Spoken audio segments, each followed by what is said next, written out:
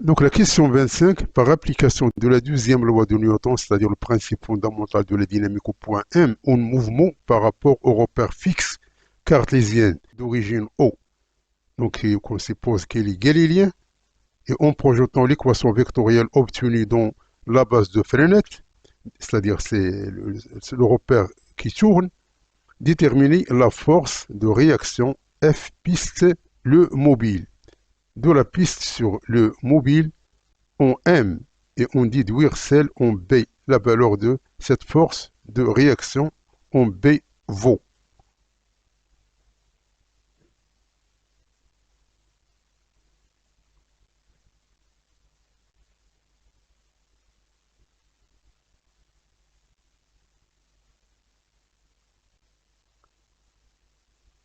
Donc voici le croquis. Donc, puisque les forces de frottement sont négligeables, donc on n'a que le poids ici. Donc le poids, elle fait un angle θ ici. Donc il y a une projection selon l'axe N et selon l'axe T, puisque ça c'est le repère de Fresnel. Donc ça c'est tangentiel et ça c'est normal. Donc le principe fondamental de la dynamique, ou bien la deuxième loi, il nous dit que F plus P, elle est égale à MHG. Donc en projetant cette équation sur les T et sur N. Donc sur N, puisque la force elle est ici, donc on a F moins mg cosinus θ, elle est égale à mvb au carré sur r. Donc ça, c'est ce qu'on appelle l'accélération centripète, ou bien l'accélération centrale. À partir de cette équation-là, on tire f de b. Donc f de b est égal à ceci. Donc on va mettre m en facteur. Donc on a θ, lorsqu'il arrive en b, alors θ est égal à 0. Ce point ici, θ égale à 0, c'est-à-dire cosinus de θ est égal à 1. Donc, tout simplement, on va remplacer, on va trouver que f de b, elle est égale à 5,1. Donc, il faut cocher la réponse C, qui est la réponse juste.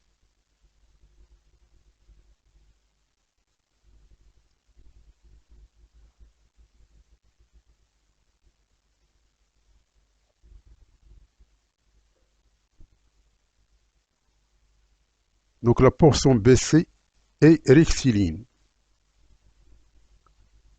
et rigoureuse, c'est-à-dire il y a des frottements. Et vaut L est égal à 2 mètres. On assimilera les forces de frottement à une force unique, F constante et opposée au mouvement, donc de sens inverse.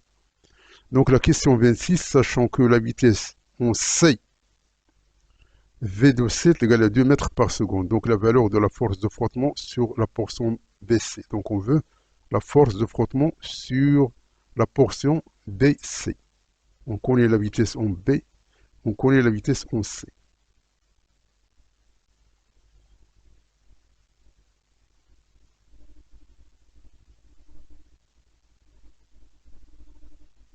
Donc le travail des forces de frottement est égal à la variation de l'énergie cinétique, c'est-à-dire que le travail de R plus le travail de poids est égal à delta EC.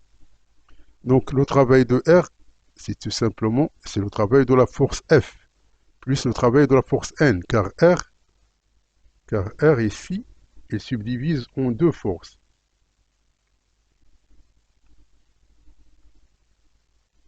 Donc R, la réaction, voici B, voici C. Donc la réaction est là dans ce sens, puisque BC elle est rigoureux. Donc on projette ici. Donc ça, c'est F. Et ça, c'est N. Et ça, c'est un angle. Ça, cet angle-là, ça n'a rien à voir. Ça, c'est tout simplement, on est tangente phi, elle est égale à F sur N. Ça s'appelle le coefficient de frottement. Donc, c'est égal à 1K. Donc, le travail de R, c'est le travail de F plus le travail de N. Donc, le travail de N, elle est égal à 0 car il est perpendiculaire au déplacement. Le travail de P, elle est égal à 0 car il est perpendiculaire au déplacement. Donc, Et le travail de F, il est de sens contraire. Donc, ceci, il est égal à 1 demi MVC au carré moins 1 demi MVB au carré. Donc, puisque ça, il est égal à 0, et le travail de F est égal à moins FL, donc on aura cette expression-là est égale à cette expression ici. Donc, on tire le F. Donc, F, il est égal à 0,75 newtons, donc il faut cocher la réponse B, qui est la réponse juste.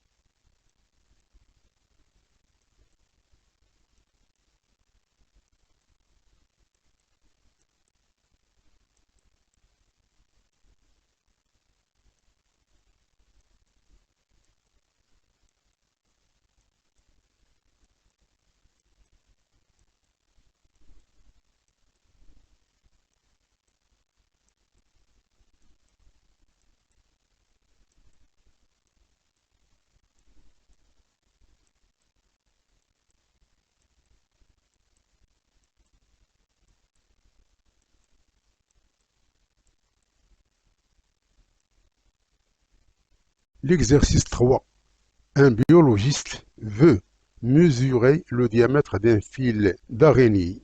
Pour ce faire, il se dispose dans le faisceau d'un laser hélium-néon de longueur d'onde lambda égale 628 nanomètres et observe l'image de diffraction sur un écran placé à la distance D qui est égale à 1 mètre, sachant que la largeur angulaire de la tâche de diffraction est donnée par alpha est égal à lambda sur R, où R est le rayon de fil d'araignée, et que le biologiste mesure une tâche de longueur D égale à 1,4 cm sur l'écran. Donc on peut déterminer le diamètre du fil d'araignée. Elle est plus proche de quelle valeur ici?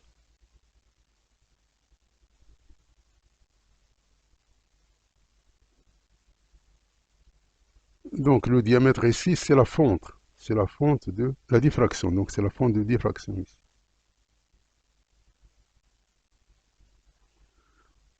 Donc, diffraction d'un fil d'araignée. Donc diamètre du fil. Donc on a alpha est égal à lambda sur R.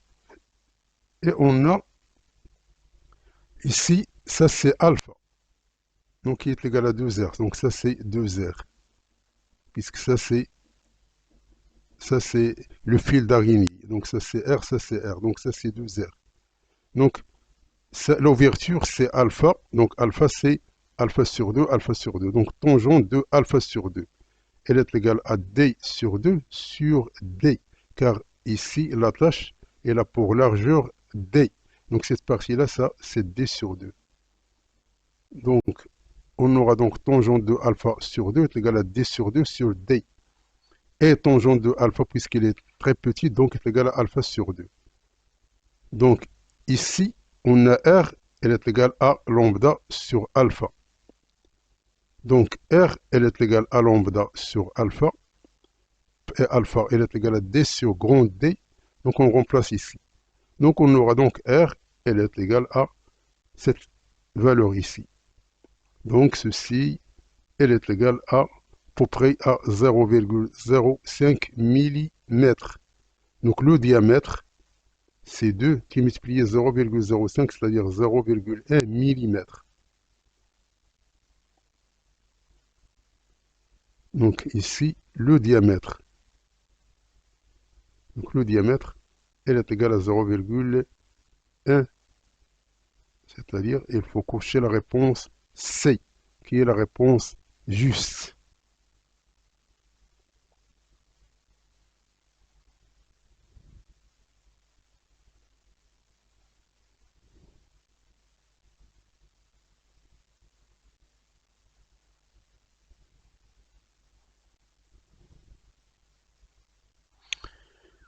La question 28, cochez la bonne réponse. Parmi les 4 propositions ici, qui est la réponse qui vous apparaîtra qui est logique ou bien qui est exacte.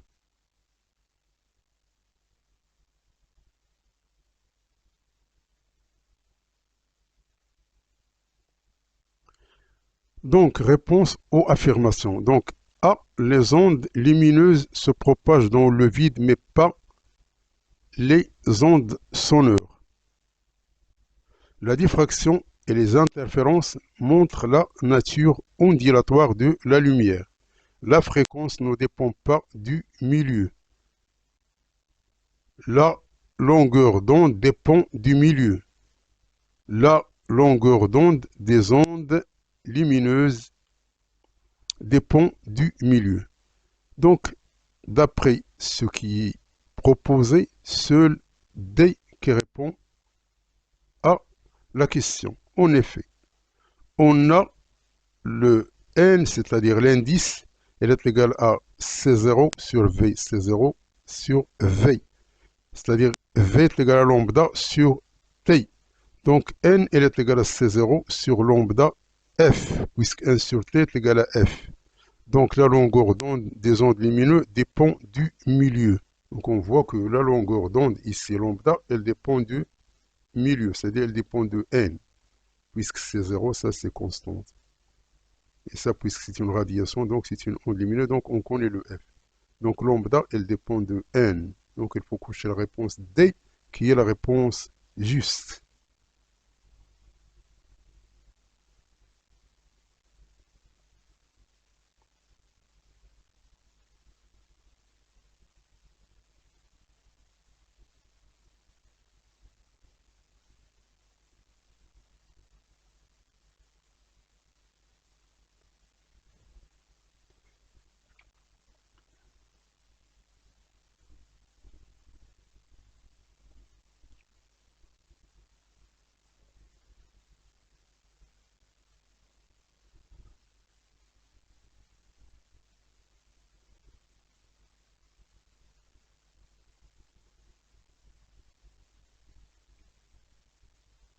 L'exercice 4, un laser toujours hélium-néon de puissance P est égal à 2 milliwatts émet un faisceau lumineux monochromatique de longueur d'onde lambda 0 est égal à 630 nanomètres. Donc on donne la constante de Planck, on donne la vitesse de la lumière dans le vide. Donc la question 29, le nombre de photons transportés par ce faisceau en une seconde est plus proche de quelle valeur ici?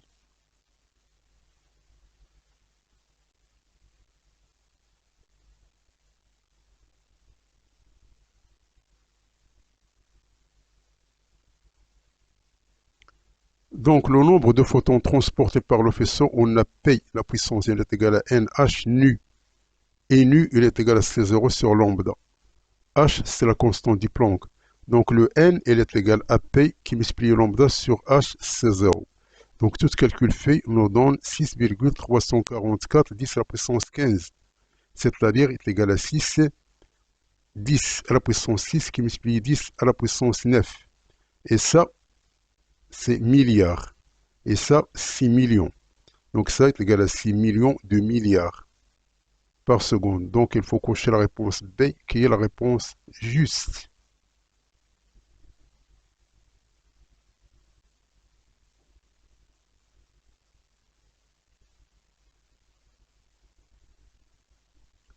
Un gramme d'une source radioactive d'uranium 238 a une activité de 12 200 becquerels. Le demi-vie de cet isotope est proche de quelle valeur? Donc on veut T 1 demi.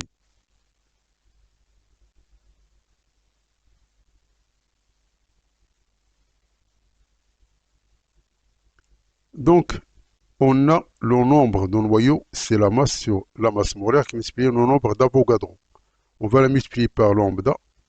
Donc, on a l'activité, c'est A est égal à lambda n, c'est-à-dire lambda qui multiplie ce terme ici.